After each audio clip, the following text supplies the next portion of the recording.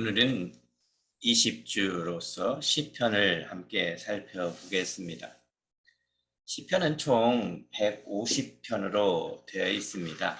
시편은 총 150편으로 되어 있고 이 시편이 오기까지의 과정을 한번 살펴보겠습니다. 시편이 오기까지는 이제 우리가 성경을 크게 네 가지 틀로 봤죠. 왕국 이전 시대, 왕국과 그 이후의 시대, 또 예수 시대, 사도 시대로 살펴보았습니다. 우리 왕국 이전 시대까지 했고, 우리 지금 하고 있는 것이 왕국과 그 이후의 시대를 보고 있죠.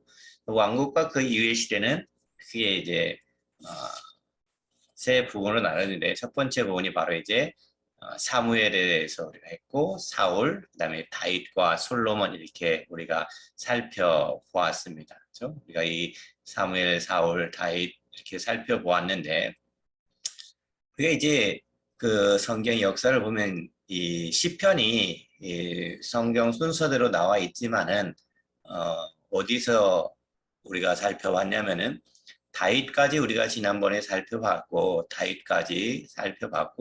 그 다윗이 대부분의 시편을 기록했기 때문에 다윗 다음에 우리가 이 시편을 살펴보고 있습니다. 그 다음에 이제 우리가 솔로몬 나오고 솔로몬이 쓴 것은 시편, 그 다음에 아가서라든지, 그렇죠? 아가서, 그 다음에 잠언, 전도서가 있습니다. 그래서 우리가 지금 여기 시편이 어디에 위치해 있는가를 여러분이 기억을 해 두시면 좋을 것 같습니다. 시편을 공부하게 된데 시편은 총 몇 권으로 되어 있다고요? 150편으로 되어 있고 크게 5권으로 구분되어 있습니다. 그래서 시편 5권으로 되어 있는데 1권, 2권, 3권, 4권, 5권으로 되어 있는데 1권은 시편 1편부터 41편까지를 다루고 있습니다. 그래서 대체로 주제는 인간과 창조에 대한 것이 대부분이고 그다음에 편집자는 주로 이제 다윗이다라고 알려져 있습니다.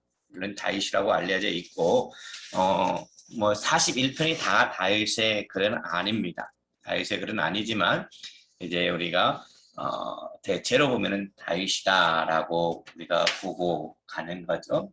그래서 이제 이 다윗의 시가 아닌 것이 네 개가 있습니다. 그래서 시편 1편과 2편, 그다음에 10편, 그다음에 33편 이렇게 네 개가 있습니다. 1, 2, 10, 32, 33이 바로 무명의 시로 되어 있고 나머지는 다 다윗의 시로 되어 있습니다.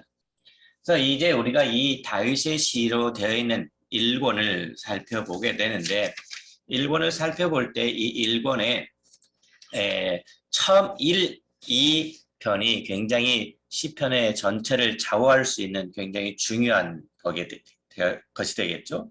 그러니까 처음 두 시는 이 시편의 커다란 주제들을 대부분 소개하고 있습니다. 여기는 이제 두 길이 대비가 되고 있습니다. 악인과 의인의 길이 대비되어 있죠. 그리고 하나님과 그분의 말씀에 의지하는 것의 중요성, 또 모든 민족과 나라에 대한 하나님의 주권과 통치, 하나님의 왕권과 인간의 왕권 사이의 상호작용, 만민의 피난처이신 하나님 등의 주제들이 여기에 포함되어 있습니다. 물론 이 두 시가 각기 독립적인 작품이었지만은 현재 위치에 서로를 잘 보완해주는 관계에 있습니다. 그래서 시편 1편과 2편을 우리가 잘 기억을 해둬야 될 것입니다. 그래서 1편은 하나님의 말씀에 뿌리를 내린 의인을 이상적으로 묘사하는 반면에 2편은 하나님이 택하신 왕의 모습을 보여주고 있습니다.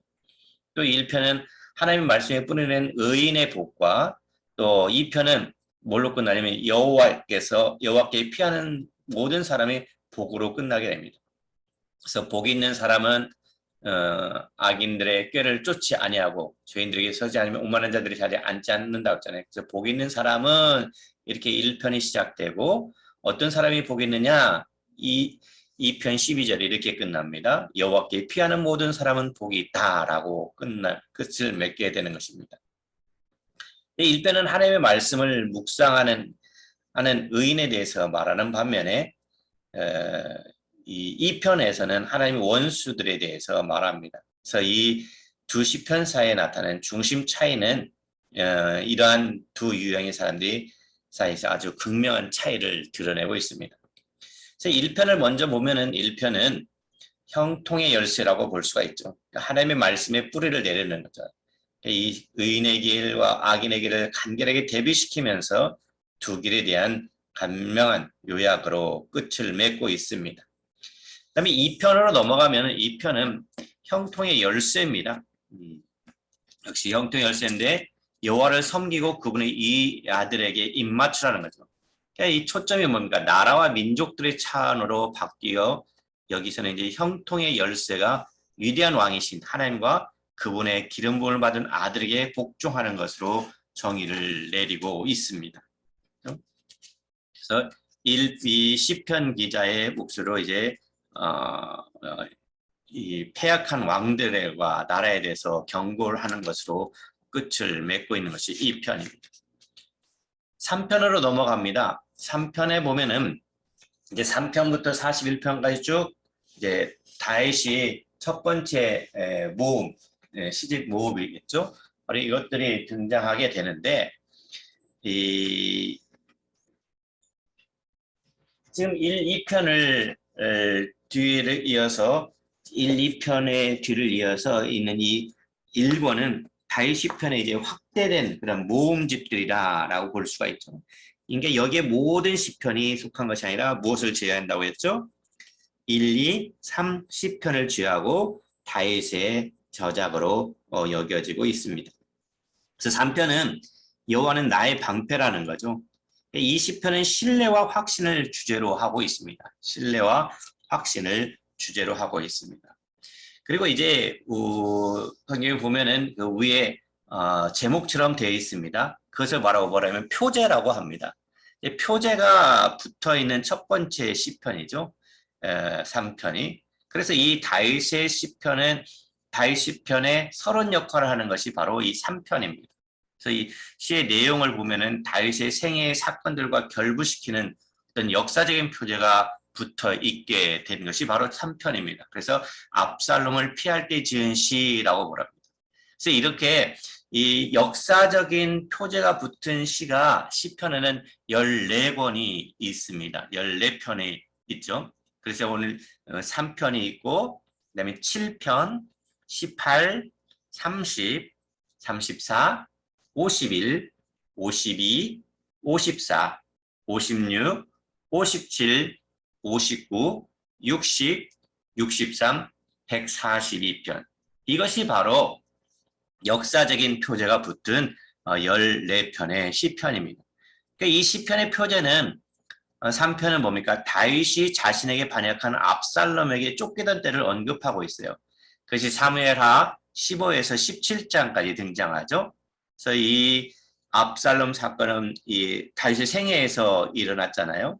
그래서 어떤 상황에도 이것은 이 다윗 압살롬 사건과 연관이 되지만 어떤 상황에서도 적용될 수 있는 그러한 시편이 바로 3편이 되겠습니다. 4편으로 넘어가면은 주의 얼굴을 들어 우리에게 비추소서라고 하는 것입니다. 이 시편도 하나님에 대한 신뢰를 주제로 하고 있고요. 3편에서보다 더 왕의 권위에 의지해서 말하고 있습니다. 어떻게 보면 시의 배경이 뭐 가뭄이나 기근으로 보인다고 볼 수가 있습니다. 6절, 7절에 보면 여러 사람의 말이 우리에게 선을 보일 자 누구냐오니 여호와의 주 얼굴을 들어 우리에게 비추소서. 주께 내 마음에 드신 기쁨은 그들의 곡식과 새 포도주가 풍성할 때보다 더하니이다 라고 말하는 것을 보면은 어떻게 보면 이제 가뭄과 기근에 대한 배경이 보일 수가 있습니다. 그 외에 이제 탄식의 대상을 바꿔서 사회적 지위가 높은 자들을 향해서 죄짓기를 그치고 여호와께 의지할 것을 촉구하고 있죠. 여기 표제는 뭐라고 써 있습니까? 예, 다윗의 시면서 인도자를 따라 현악에 맞춘 노래라라고 말하고 있죠. 인도자라고 하는 것은 뭐 음악 감독, 합창 지휘자에게 라고 할 수 있죠. 그래서 그런 인도자에게 현악기 반주를 지시하는 것으로 보입니다. 5편으로 넘어갑니다. 5편은 주는 죄악을 기뻐하는 신이 아니시라는 거죠. 그러니까 다윗은 화제를 옮겨서 죄악을 행하는 자들에게 그것이 죄악이 얼마나 하나님을 모독하는 행위인가를 보여주는 데 초점을 맞추고 있습니다. 여기 역시 표제가 뭡니까? 반주에 쓰였던 인도자를 따라 관악에 맞춘 노래라고 이야기를 해주고 있습니다. 4편은 현악에 따라서 맞춘 거고 5편은 관악에 따라서 맞춘 노래다. 그래서 이때 관악은 보통 이제 플룻을 때처로 말한다고 보고 있습니다. 7편으로 넘어갑니다. 6편으로 넘어갑니다. 6편도 표제가 인도자를 따라 현악 8줄에 맞춘 노래라 라고 했죠. 여호와여 내가 수척하였사오니 내게 은혜를 베푸소서 라고 기억을 해두면 되겠습니다. 특별히 시편 6편은 이 초기 교회에서는 이 6편을 7편의 회개시, 그러니까 시편의 150편 중에서 7개가 회개하는 그런 시가 있는데 그 중에 하나로 보고 있습니다. 이게 시편 7편이 여기에 해당되는 것이고요. 또 32편, 38편, 51편, 102편, 130편, 143편이 바로 회개시에 해당됩니다. 그래서 어떻게 보면 이 6편 같은 경우는 아주 다윗의 그 내면 세계를 아주 잘 드러낸다고 볼 수가 있습니다. 그것이 바로 이제 6편에 해당되는 것입니다. 7편으로 넘어가면은 7편에 가면 뭐라고 써 있습니까? 다윗의 식가연 베냐민인 구시의 말에 따라 여호와께 드린 노래 그랬잖아요. 아까 3편을 얘기할 때 뭐라고 했습니까? 역사적 표제가 붙은 시다 그랬잖아요.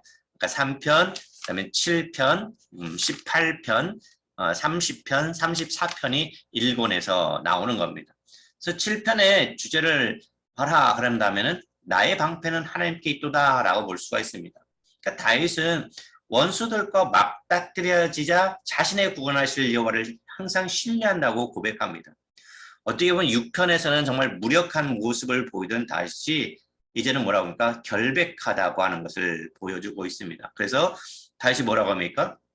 내 손에 죄악이 있거나 화친한 자를 악으로 갚았거나 대적이 무고에 빼앗거나 내 생을 땅에 짓밟으소서. 나는 그렇게 하지 않았으니 나를 쫓는 모든 자에서 건지소서라고 말하고 있습니다.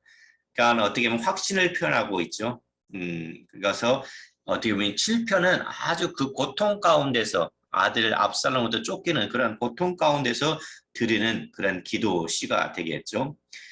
여기 표제에 보면은 구시라고 하는 말이 나옵니다. 구시라고 하는 것이 누구인지는 분명하게 나와 있지는 않습니다. 이 사람이 어떤 인물인지 성경 본문에서는 나타나지 않지만은 사울은 어디 출신이죠? 베냐민 출신이잖아요. 베냐민인 사울, 베냐민 출신인데 구시도 어떤 사람들은 이렇게 말합니다. 다윗에게 아들 압살롬을 사망 소식을 전해준 사람이 구스 사람이다라고 얘기를 할 때. 이게 이제 사무엘하 18장에 등장하죠. 이때 이제 구스는 바로 그 사람이다라고 보는 거죠. 오늘의 이 구스는 이 아프리카의 수단을 가리키죠. 수단을 가리키고 있습니다. 그래서 분명히 이방이나 이방 지역이 아닌 베냐민 지파 출신의 인물을 가리킨다고 보고 있잖아요. 그래서 이제 역사적 표제가 붙은 14편 시편 중에서 두 번째가 바로 7편입니다. 첫 번째는 3편이었죠. 그래서 이제 나의 방패는 하나님께 있다라고 볼 수가 있습니다. 그다음에 8편으로 넘어가면은 주의 이름이 온 땅이 어찌 그리 아름다운지요라고 볼 수가 있죠. 다윗은 이제 하나님을 향해 목청껏 아낌없는 찬양을 쏟아냅니다. 이제 힘찬 어조로 하나님의 영광을 선포하면서 그 영광의 중심에는 그분의 이름이 있다는 거죠. 그래서 결국 인간은 아무것도 아니라 그러나 이렇게 했지만 이제 그런 분위기에서 다윗은 하나님이 창조의 절정으로 인간을 지으시고 영화와 존귀로 왕을 씌워주시다고 장엄하게 선포하는 그런 장면이 바로 8편에 등장하고 있습니다. 9편에 가면은 이 공의로 세계를 심판하신다는 거죠. 공의로 세계를 심판하신다는 거죠. 이 감사와 찬양의 시는 이제 앞선 시편들의 내용을 바탕으로 두고 있는데 다윗은 앞에서 하나님께 자신의 원수들과 그 밖에 다른 공경으로부터 구원해달라고 간구합니다. 이제 다윗은 하나님이 자신의 기도를 들으시고 원수를 물리치신 것에 대해서 감사하죠. 그래서 이 시편에서 처음으로 이제 이 억압받고 고통당하는 타인에게 관심을 돌리는 그 시편 바로 9편이 되겠습니다. 시편은 여호와여 일어나옵소서 가난한 자들 잊지 마옵소서라고 하는 거죠. 그렇죠? 네, 그래서 어떻게 보면 초점이 이제 다윗의 국가적 원수에서 살인을 저지른 개인처럼 보이는 한 개인의 약한 자로 옮겨지는 거죠. 이게 9편에서는 국가적 원수였다면은 시편은 한 개인의 악한 자로 옮겨진다는 거죠. 그다음에 11편입니다. 11편은 인도자를 따라 부른 노래죠. 다윗은 이제 자신의 피난처이신 여호와를 항상 신뢰를 고백합니다. 내가 여호와께 피하였거늘라고 하는 거죠. 그래서 이것은 3, 4, 7편을 기억하게 하는 거죠. 악인을 두려워하는 자들의 충고를 받아들이지 않고 하나님의 거룩한 성전과 하늘 보좌에서 세상을 살펴보게 되고, 그래서 의인과 악인을 감찰하고 심판하시며 정직한 자들을 변호하시는 분이 바로 누구냐? 하나님이라고 하는 것을 11편에서 이야기해주고 있습니다. 그 다음에 12편으로 하면은 여호와여 뭡니까? 도우소서라고 하는 거죠. 이 시는 사람들이 자기 중심적인 그런 자기 중심적인 제단 위에 충성과 성실과 진실을 제물로 바치던 시대를 다루고 있습니다. 13편입니다. 13편은 나는 오직 주의 사랑을 의지하여 싸우니 라고 하는 거죠. 12편에서의 탄식의 어조는 여기서도 계속해서 이어집니다. 그러니까 12편과 13편 모두 하나님에 대한 강한 신뢰를 드러내주고 있습니다. 그렇죠? 어느 때까지니까 라고 하면서 절박한 물음으로 말문을 여는 것이 13편입니다. 그럼 14편은 어리석은 자는 그의 마음에 이르기를 하나님이 없다는도다 라고 하는 거죠. 그러니까 다윗은 생각을 이제 밖으로 돌려서 어리석은 자가 하나님에 대해서 하는 말과 그의 말이 하나님의 백성에게 미치는 영향을 이게 생각해 보고 있는 거죠. 그래서 여기에서는 4절의 말씀에 내 백성에 대해서 언급해 13편과 그 이전의 10편에서 볼 수 있는 다윗의 개인과의 관련성은 거의 나타나지 않고 있음을 볼 수가 있습니다. 15편입니다. 15편은 여호와여 주의 장막에 머무를 자 누구오며 라고 했잖아요. 그러니까 이 시는 어리석은 자의 기능적 이 무신론이라고 하나님 없다고 하는 것과 불경건한 삶, 그렇죠? 그것과 이제 대조적으로 하나님을 영어롭게 하는 삶의 방식에 대해서 초점을 맞춥니다. 그래서 여호와의 장막에 거할 사람이 누구냐라고 물어보는 거죠. 예. 그래서 어떻게 보면은 그 삶의 방식이 뭐냐는 것을 얘기해두고 있죠. 그래서 여호와의 거할 장수 누구라고 했습니까? 10편, 15편 1절부터 5절까지 읽어보면은 여호와여 주의 장막에 머무를 자 누구오며 주의 성산에 사는 자 누구오니까 정직하게 행하며 공의를 실천하며 그의 마음에 진실을 말하며 그의 혀로 남을 허물하지 아니하고 그의 이웃에게 악을 행하지 아니하며 그의 이웃을 비방하지 아니하며 그의 눈은 망령된 자를 멸시하며 여호와를 두려워하는 자를 존대하며 그의 마음에 서운한 것은 해로울지라도 변하지 아니하며 이자를 받으려 돈을 꾸주지 아니하며 뇌물을 받고 무지한 자를 해하지 아니하는 자이니 이런 일을 행하는 자는 영원히 흔들리지 아니하리라 라고 이야기를 해주고 있습니다. 그래서 이 다윗은 이 시를 따라서 고백하면서 하나님의 나라에 지금 말하면 하나님 나라겠죠. 주의 성전에 머무를 수 있는 사람이 누구냐는 것을 정의 내려주고 있습니다. 시편 16편입니다. 16편 여호와의 나의 산업과 나의 잔의 소득이시니 이 실내시에서 다윗은 하나님과 자신의 관계를 되돌아보면서 하나님이 자신에게 베풀어 주신 은혜를 감사드리고 있습니다.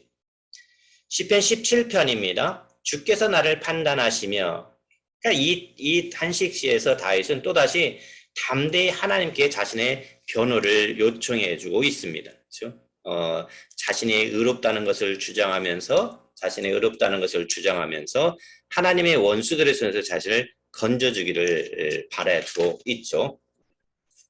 18편입니다. 18편은 우리가 잘 아는 1절 말씀이 있죠. 우리가 기억하는 거 나의 하나님이신 나의 힘이신 여호와여 내가 주를 사랑하나이다. 그러니까 나의 하나님이시여 내가 그 안에서 피할 나의 반역이시라는 거죠. 그러니까 이 왕이 드린 이 장문의 감사시죠. 사무엘하 22장에 나오는 어떻게 보면 다윗의 승전가와 거의 동일합니다. 그래서 이 표제는 뭐라고 붙어 있습니까?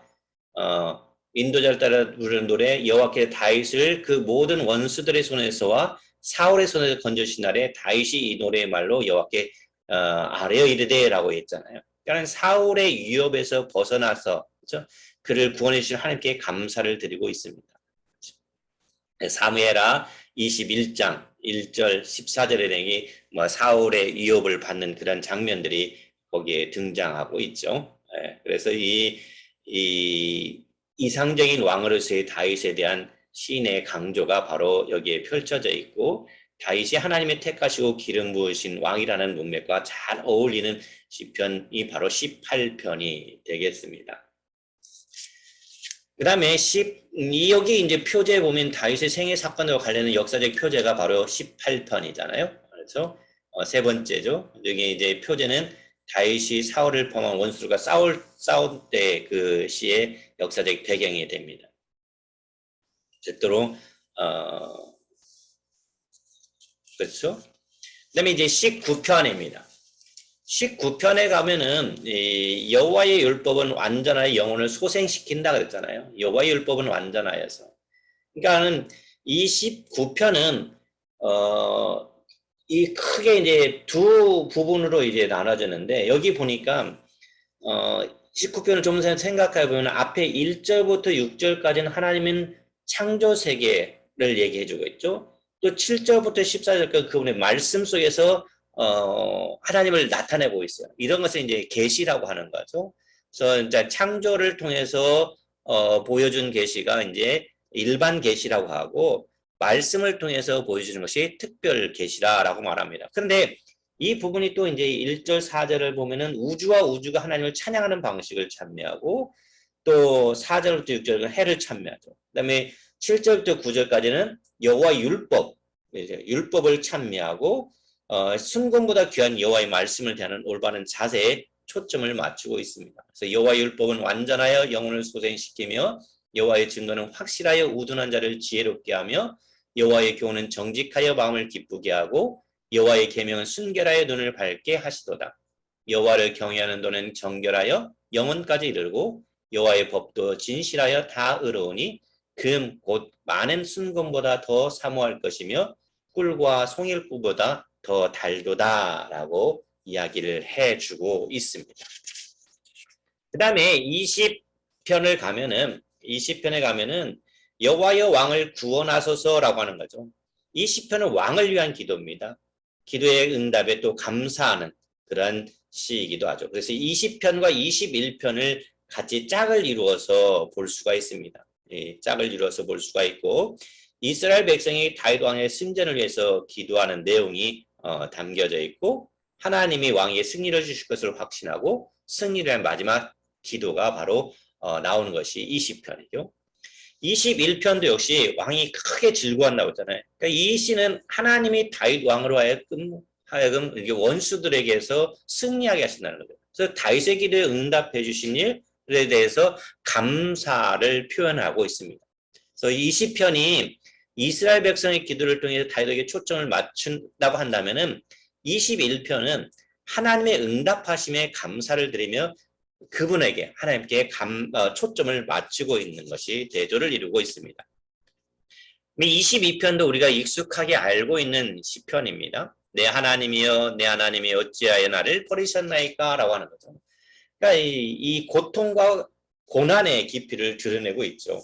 그리고 이제 찬양의 맹세로 이것이 이제 전환되고 있죠. 아주 극심한 고난에 처한 개인으로서 이 다윗의 초점을 맞춘가 하면은 뒤로 갈수록 다윗은 왕의 지위로 되돌아와서 백성 앞에서 하나님께 감사드리고 자신의 이상을 열방 가운데 펼쳐진다는 내용이 여기에 담겨져 있죠.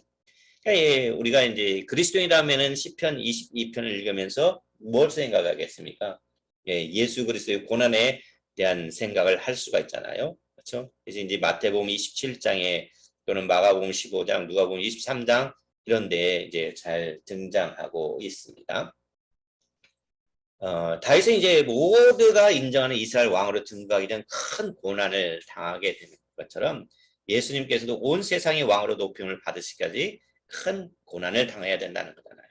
그것이 이제 22편 다윗의 시를 통해서 바로 예수 그리스도를 기억할 수가 있게 됩니다. 그 다음에 23편이죠. 23편도 이 그리스도는 누구나 다 잘 알고 있는 그러한 말씀이기도 합니다. 여호와는 나의 목자시니 내게 부족함이 없으리로다. 그러죠. 아름다운 신뢰시 중 하나이죠. 그래서 하나님을 목자이자 잔치집 주인의 모습으로 그리고, 그렇죠? 그러니까 어떻게 보면 23편의 그런 핵심은 뭐냐면은 주께서 나와 함께 하신다는 거죠. 뭐 이것은 기쁠 때든지 슬플 때든지 언제든지 함께 하시는 것, 그것을 우리가 이제 그리스도인이 기억을 해두면 되겠죠. 좋을 때만 함께 하시는 것이 아니라 아주 사망의 음침한 골짜기에서도 함께 하시는 그 하나님을 우리가 믿고 따라가는 거죠. 그다음에 시편 24편입니다. 시편 24편은 여호와께서 곧 영광의 왕이시라는 거죠.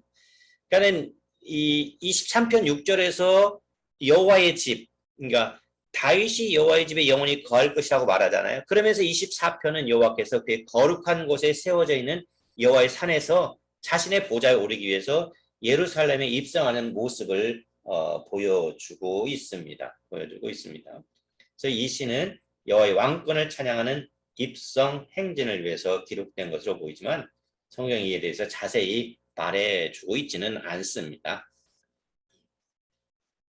그 다음에 25편입니다. 25편은 여호와여 주의 이름으로 말미암아 사하소서. 25편은 또 다른 뭡니까? 이 시의 메시지는 다른 시편들은 단순하지 않아요. 여기에는 이제 신뢰와 소망도 있고 명예와 수치도 있고 또 인도하심, 구원, 용서, 언약 이런 여러 가지 주제들이 여기 25편에는 담겨져 있습니다. 그래서 이 25편의 핵심적인 말은 뭐냐면은 하나님의 명성에 초점을 맞춥니다. 여호와여 주의 이름으로 말미암아라고 있잖아요. 그 하나님의 명성에 초점을 맞춰두고 있습니다. 그다음에 26편이 되겠습니다. 26편은 나는 나의 완전함에 행하오리니, 그러니까 올바른 삶을 사는 것은 다윗에게 아주 중요한 일이었습니다. 그래서 다윗은 자신의 의로운 행실을 공언하고 그렇게 살기 위해서 기도했고 의로운 삶을 참다운 삶의 원리로 삼고 그러한 삶에 헌신하겠다고 맹세하게 되는 거죠. 그래서 여기서 이제 다윗은 어떤 시편보다도 더 직접적으로 길게 자신의 온전함을 주장합니다. 자신에게 죄가 없다고 주장하지는 않잖아요. 그렇죠? 자신의 죄를 고백하고, 그러나 이제 다윗의 확신은 하나님의 용서와 다윗이 자신의 진실함에 흠이 없다고 공언할 수 있도록 정결하게 하시는 하나님의 능력이 있다는 것을 선포하는 것이 바로 26편입니다. 27편입니다.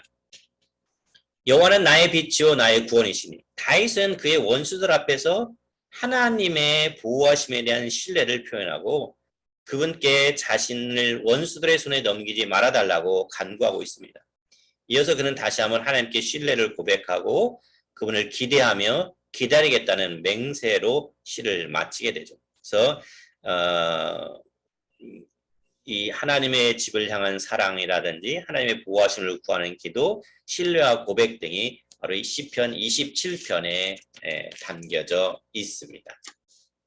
28편입니다. 28편. 28편은 내 간구하는 소리를 들으심이로다 라고 하면 되겠습니다. 그러니까 다윗은 여기서 이제 악인들의 위협을 받는 한 개인으로 말하고 있죠. 그래서 나의 간구를 들어주십시오 라고 할 때 28편을 보게 됩니다. 그 다음에 29편은 영광의 하나님이 우레소리를 내시니 이렇게 기억하면 됩니다.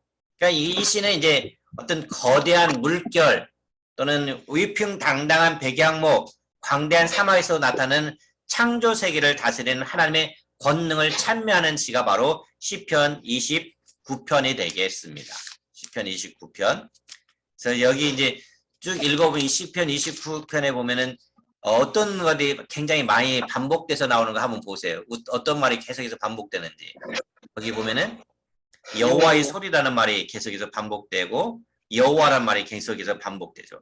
여호와란 말이 여기 시편의 29편에서만 18회 등장하고 여호와의 소리라는 말이 7회나 등장하고 있습니다. 그렇죠?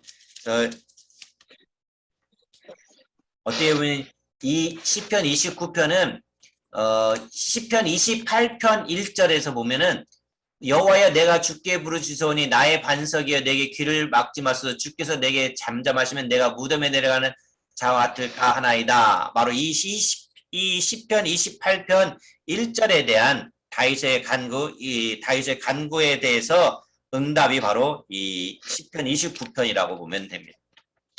그다음에 30편으로 넘어가면은 30편에는 이제 성전 낙성가라고 했잖아요.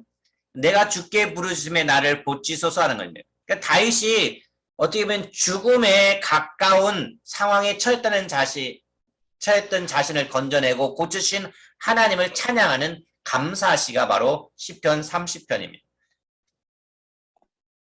아까 30편이 어떤 것이라고 했죠? 기억하십니까? 30편이? 역사적 사건. 그렇죠. 역사적 표제가 붙은 4편의 시편 중에 들어간다고 했잖아요. 그렇죠? 역사적인 표제가 붙은 14편의 시편 중에서 4번째가 바로 이 30편이 됩니다. 그렇죠? 성전 낙성을 언급하는 이 표제는 언뜻 보기에는 다윗이 이제 거의 죽음에 이르게 한 고통을 이야기하는 시의 내용과 연결시키기가 어렵죠. 왜냐하면 이 성전 낙성은 누가 했죠? 솔로몬. 그렇죠. 솔로몬이 했잖아요. 그래서 대신에 다윗은 모든 것을 다 준비했어요. 다 준비시켰어요. 다윗이. 설계도와 건축, 장인들, 자재들 준비하기 위해서 온 힘을 다했음을 이제 알게 되죠. 그래서 다윗이 성전 낙설식을 위해 지었다고 상상해보는 것은 어렵지가 않죠. 그다음 31편이요. 31편은 내가 잊어버린 바 됨이 죽은 자를 마음에 두지 아니할 것 같고, 이 시편은 특별히 아주 열정적인 기도가 담겨져 있습니다. 여기서 다윗은 하나님께 도저히 당해낼 수 없는 적들에게서 자신을 구해주기를 간구하고 있습니다. 그러니까는 다윗이 힘들고 어려울 때 지은 이 시편이죠. 그 다음에 32편으로 넘어갑니다. 32편은 주께서 내 죄를 사하셨나이다 라고 하는 거죠. 자, 시편 32편은 아까 얘기했듯이 초대교회에 그 시편을 이용하는데 회개시가 있었다고 했잖아요. 몇 개가 있었다고 했죠? 7개? 몇 개? 7개가 있었다고 했죠? 혹시 기억합니까? 아까 몇 편이었었죠? 6편. 네, 6편. 그 다음에 32편. 네, 30편. 그 다음에 38편. 38편. 그 다음에 51편. 51편. 네, 51편. 그 다음에 102편. 102편. 그 다음에 130편. 네, 130편. 그 다음에 143편. 143편. 예, 잘하셨습니다. 예, 6개가 바로 무슨 시라고요? 회개시란 말이에요. 회개시. 그래서 다윗이 마침내 내 자신의 죄를 고백하고 하나님께 용서받은 뒤에 느낀 해방감에 초점을 맞춘 것이 바로 시편 30편입니다. 시편 30편. 그 다음에 33편입니다. 33편은 여호와를 자기 하나님으로 삼은 날에는 복이 있다는 겁니다. 근데 여기 이제 시편 32편 11절과 아주 평행을 이루고 있어요. 여러분 시편 32편 11절에 뭐라고 써 있냐면은 너희 의인들아 여호와를 기뻐하며 즐거워할지어다 마음이 정직한 너희들이 다 즐거이 애칠지어다 라고 말했습니다. 그러니까 이 찬양하라는 기쁨 가득한 요청으로 시작되는 것이 바로 시편 33편 1절이에요. 그래서 너희 의인들아 여호와를 즐거워하라 찬송한 정직한 자들이 마땅히 할 바로다. 바로 시편 32편 11절과 33편 1절이 동일하게 정직한 너희들이 즐거워하라 정직한 너희들이 찬양하라 라고 이야기를 해주고 있습니다. 그래서 여호와를 자기 하나님으로 삼나라는 복이 있다는 거죠. 근데 여기 보세요. 33편에 여기 위에 뭐가 있습니까? 없습니까? 없어요. 없어요. 뭐가 없어요? 그걸 뭐라고 했죠? 붙어 있는 걸? 표제시. 표제가 붙어 있지 않은 시 중에 하나죠. 그렇죠? 그러니까 이 33편도 안 붙어 있고 우리가 아까 지나갔지만 10장도 붙어 있지 않습니다. 그래서 우리가 지금 1권을 하고 있잖아요. 1권이 1편부터 41편인데 1편부터 41편까지 표제어가 붙지 않아 있는 것은 몇 편입니까? 10편하고 10편과 33편. 그렇죠? 33편이 여기에 해당됩니다. 그 다음에 이제 34편으로 넘어갑니다. 34편은 여호와께서 그의 종들의 영혼을 속량하시나니 라고 말합니다. 그러니까 여기서 다윗은 33편에 나타난 찬양의 어조를 이어갑니다. 계속해서. 그러니까 33편에는 표제어가 없어도 이게 어떤 시라고 하는 것을 알 수가 있죠. 그러니까 다윗은 하나님의 공경에서 처한 자신을 구원하셨다는 것을 찬양합니다. 그리고 이제 전반부에서 그렇게 찬양하고 후반부에서는 이렇게 이야기를 합니다. 어떻게 얘기하냐면은 바로 백성들에게 여호와를 올바르게 경외하는 법을 가르칩니다. 그것이 이제 시편 34편에 등장하는데 거기 표제어를 보세요. 표제에 뭐라고 써 있습니까? 다윗이 아비멜렉 앞에서 미친 채 하다가 예. 쫓겨났습니다. 혹시 이거 기억하십니까? 어디에서 그랬죠, 우리? 어디에서? 어디에서요? 예, 어디서 그랬다고 했죠? 가디에서 그래서 미친 척 했다고 했었잖아요. 그렇죠? 예. 예, 그래서 이제 이 시 다윗의 생애 사건과 관해서 역사적 표제가 붙은 14편 중에서 5번째 해당되는 거겠죠. 그래서 다윗이 사울을 피해서 블레셋 성읍인 가드에 갔을 때 이제 자기가 이제 블레셋 사람들에게 두려워서 미친 척 했다라는 사건이 등장하죠. 바로 그 사건이 배경이 됩니다. 34편은요. 그 다음에 이제 35편으로 넘어가 봅니다. 35편. 35편은 여호와여 나와 다투는 자와 다투시고 라고 말합니다. 그러니까 결국 뭐냐면은 다윗은 하나님께 자신을 위해 싸워주시고 선을 악으로 갚는 자들의 악랄한 공격에 맞서 자신을 변호해 주시기를 간절히 기도하고 있는 거죠. 35편에서는. 어떻게 보면 35편이요. 이 다윗이 이 가장 격양된 그런 어조로 쓰고 있는 시가 바로 여기입니다. 그래서 원수들의 비난을 강한 어조로 이야기를 해주고 있습니다. 어떻게 보면 저주와 같은 그런 시가 여기에 포함되어 있죠. 이게 사울을 피해서 도망치던 시대에 감당할 수 없는 많은 원수들을 만났잖아요. 그래서 34편에서 다윗은 자신을 이제 블레셋 공격으로부터 지켜주신 하나님을 찬양합니다. 그런데 이제 35편에 가서는 뭘 합니까? 그런 원수들에서 뭐라고 해요? 보복을 해달라고 아주 격정적으로 기도하는 모습을 보게 됩니다.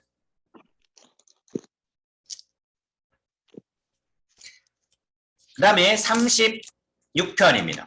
36편에 보면은 악을 행하는 자들이 거기에서 넘어졌으니 라고 생각하면 됩니다.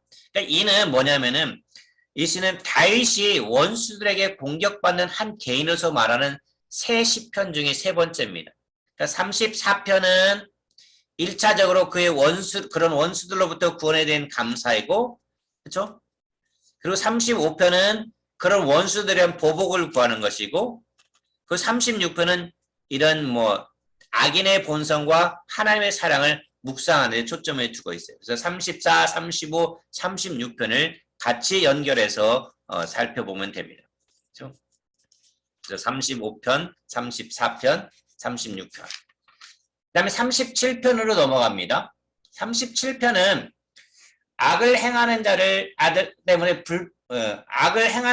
때문에 불평하지 말라는 거죠. 우리가 이제 그런 것들 참 많습니다.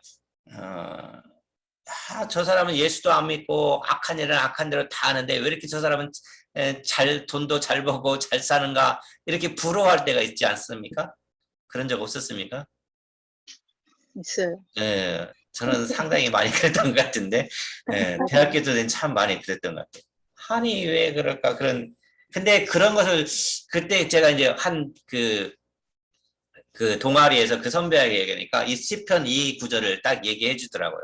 악인의 형통함을 뭐 하지 말라고요? 부러워하지 말라고요. 그러니까 의인이 악인의 형통을 바라볼 때 어떻게 반응하는지에 대해서 이야기를 해주고 있습니다. 아까 얘기했듯이 시편 34절부터 37편은 의인과 악인의 모습을 계속해서 대비시켜 줍니다.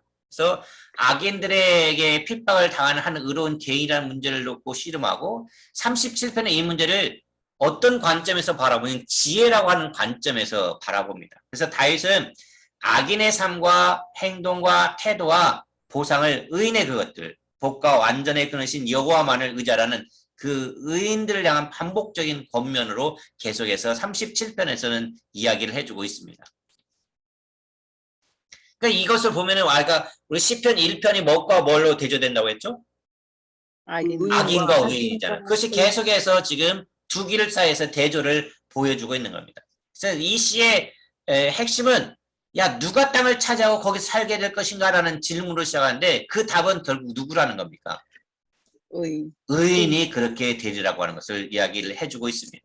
그렇기 때문에 악을 행하는 것 자들 때문에 불평하지 말라는 겁니다. 사람이 비교하기 시작하면 불평할 수밖에 없습니다.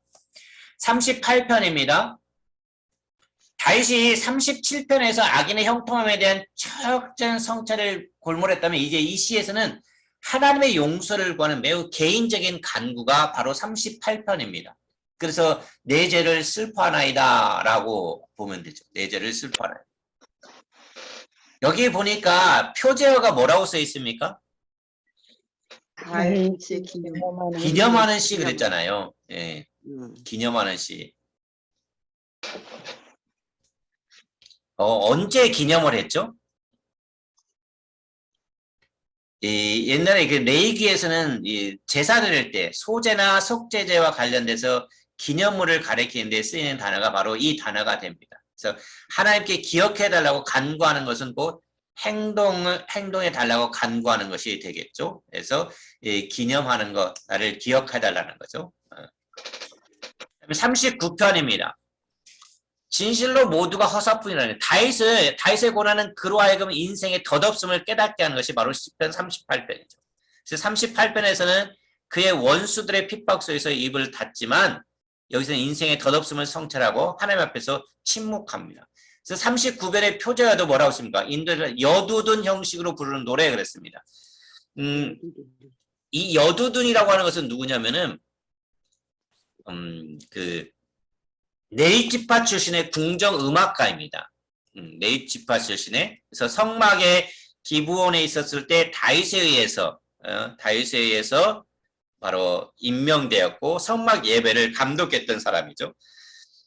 그래서 이 여두둔은 나팔, 재금, 수금, 비파 등의 악기들을 연주하는 책임을 맡은 사람이 바로 여두둔입니다. 그래서 이것이 이제 역대상에 등장하죠. 나중에 우리가 이제 느헤미야 우리가 봤잖아요. 느헤미야 사람들 이름들이 굉장히 많이 나온 것이 어디였었습니까? 느헤미야 몇 장이었었죠? 모르죠? 지지난주에 설교한 거 7장이었었습니다. 7장. 모르니까 또 제가 얘기를 하죠. 7장이었습니다. 7장이었었는데 그 7장에도 바로 이 여두둔의 후손들이 바로 히스기야, 요시야, 느헤미야 시대의 그 사이 계속해서 이어졌음을 보여주고 있습니다. 여두둔이. 그 다음에 40장으로 넘어갑니다. 40장은 찬송을 내비해 주셨으니 나의 하나님이여 지체하지 마소서라고 하는 겁니다. 40편은 신자들의 경험과 관련해 두 가지 메시지를 전달하는 이제 아주 복합적인 것이 담겨져 있습니다. 그래서 이 시의 중심 메시지는 뭐냐면 하나님이 기도에 응답하시고 구원을 베푸실 때조차 그렇죠? 그다음에 또다시 새로운 위기가 찾아오기 마련이라는 거죠. 하나님께서 우리를 구원하셨고 우리의 은혜를 주셨지만은 그것으로 끝날 것이 아니라 또 다른 이 위기가 올 수 있다는 것을 이야기를 해주고 있습니다. 그럴 때 우리는 우리의 피난처이시고 구원자이신 하나님께로 돌아가지 않을 수 없다는 것이 바로 이 40편의 내용입니다. 이제 나중에 시편 70편에 가면 70편 13, 17절에 보면은 이 내용이 또 한번 반복돼서 등장하고 있음을 보게 됩니다. 그다음에 이제 일본의 마지막 편이 몇 편입니까? 41편이잖아요. 이 41편에 보니까 41편은 이스라엘의 하나님 여호와를 영원부터 영원까지 뭐라고 했습니까? 송축한다라고 이야기를 해주고 있습니다. 예, 송축한다. 그렇죠? 그래서 이제 시편인 이 시편은 다윗이 병상에서 지은 시다 그랬잖아요. 예, 아니 그런 말은 없죠. 여기 병상에서 지은 시인데 이 시는 인생의 성함과 쇠함을 대해서 연대기적으로 다루는 뛰어난 시들의 모음집인 이 바로 33편 1편부터 41편의 마지막에 해당되는 거잖아요. 그래서 다윗은 가난하고 약한 이들을 보살피면서 그렇죠? 왕의 책임을 의식하면서 시를 쓰는 것을 보게 됩니다. 그래서 1편부터 41편까지는 결국 의인과 악인, 그다음에 인간과 창조, 하나님과 인간 이 모습을 대조하면서 계속해서 이 다윗의 그 고통을 표현하는 그런 시들이 담겨져 있음을 보게 됩니다. 그래서 오늘은 시편 1권 1편부터 41편까지 다뤄봤습니다. 자, 테스트를 해봅니다. 테스트를 해보면은 여기 시편 3편은 아들 누구의 반격을 피해서 도피했다고 했죠? 압살롬을 피해서 그랬다고 했죠? 그다음에 7편은 누구에게 쫓기면서 다시게 됐다고 했습니까? 사울에게서 네, 사울에게 쫓겼죠. 27편은 누구의 반란에 직면했을 때라고요? 압살롬의 라고 했죠. 그래서 우리가 이제 우리가 그 교재에는 그렇게 다 다루지는 않았지만은 여러분들이 시편은 그렇게 어렵지 않으니까 한번 쭉 읽어보시기를 바랍니다. 그래서 이번 주에는 시편 1편부터 41편까지를 읽으시기를 바랍니다. 시편 1편부터 41편까지 읽으시면 되겠습니다. 오늘